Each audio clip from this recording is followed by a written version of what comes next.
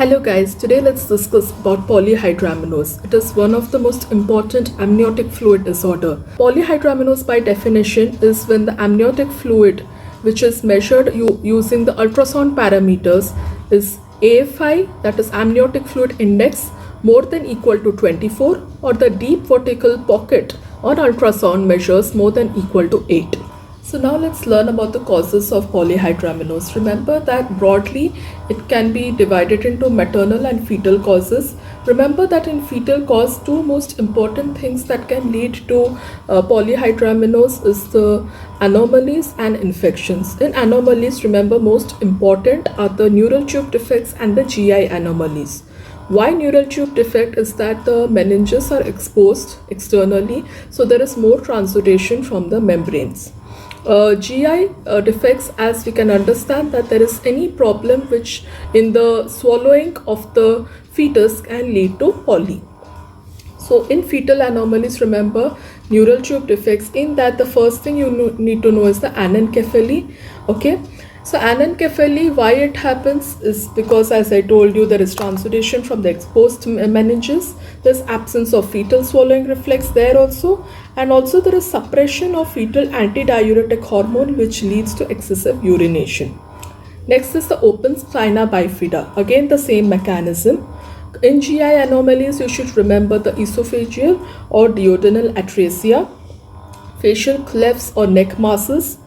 Remember, hydrops vitalis can also lead to polyhydraminos. This can be caused because of Rh isoimmunization or any infections like parvovirus B19 or any cause of non-immune hydrops.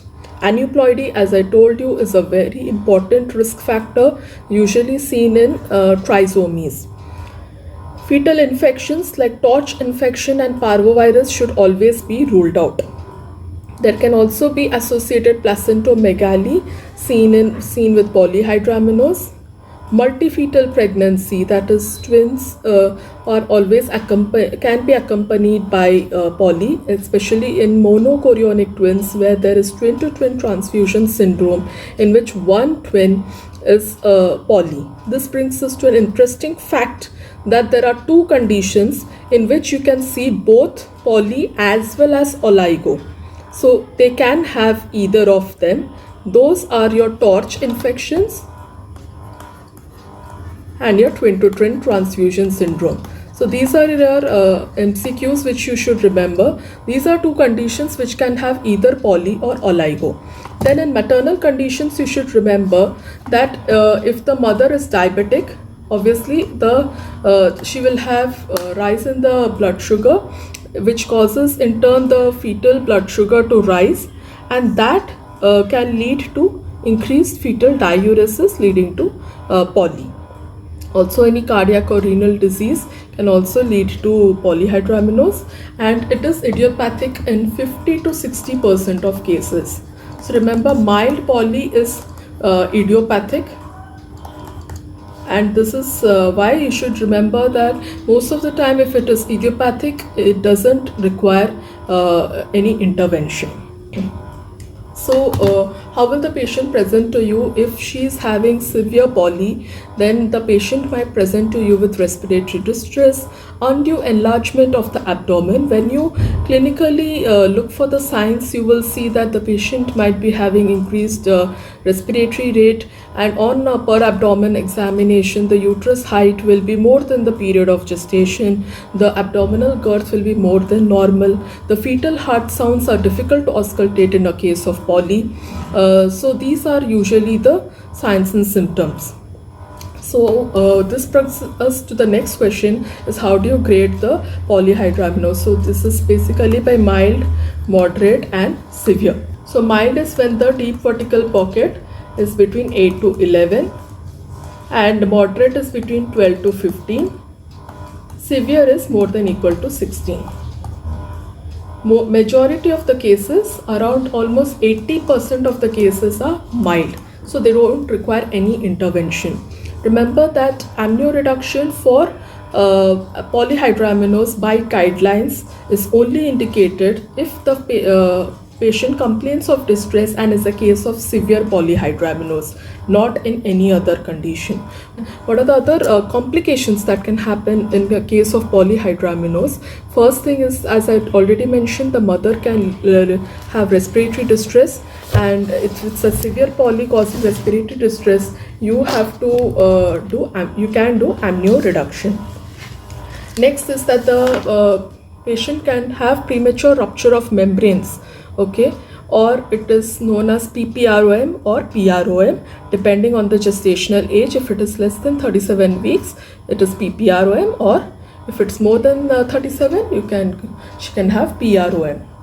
The sudden rupture of membrane can lead to the sudden contraction of the uterus, leading to premature placental separation partially or fully, causing abruptio, which can lead to life-threatening antepartum hemorrhage.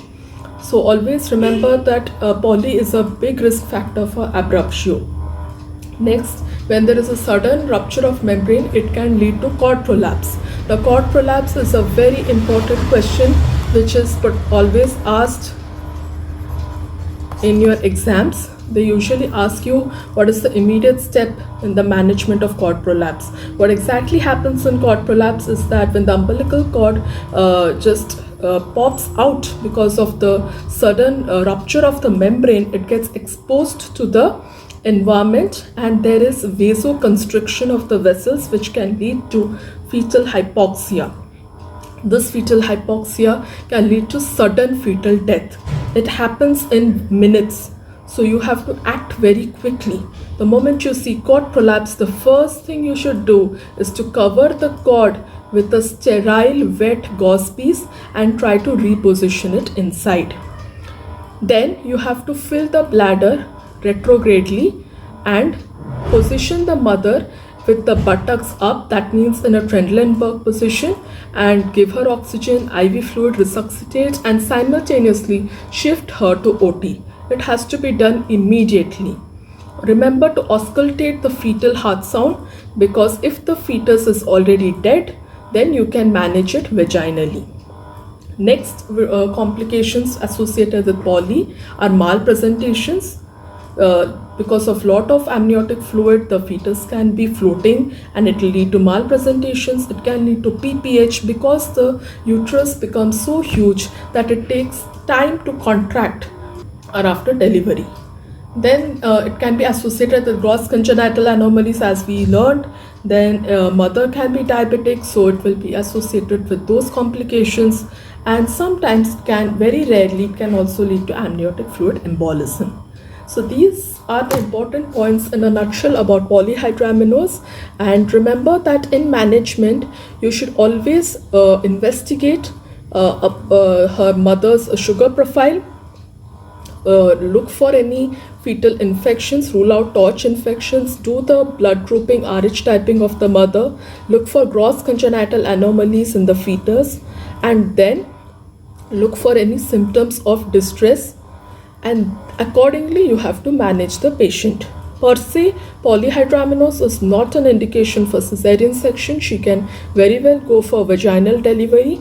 Only care should be taken that when you are doing ARM, you have to do it in a controlled fashion, and if there is any obstetric indication for cesarean section, then it can be very well done. So that's it for now. Stay tuned to the channel for more such interesting topics.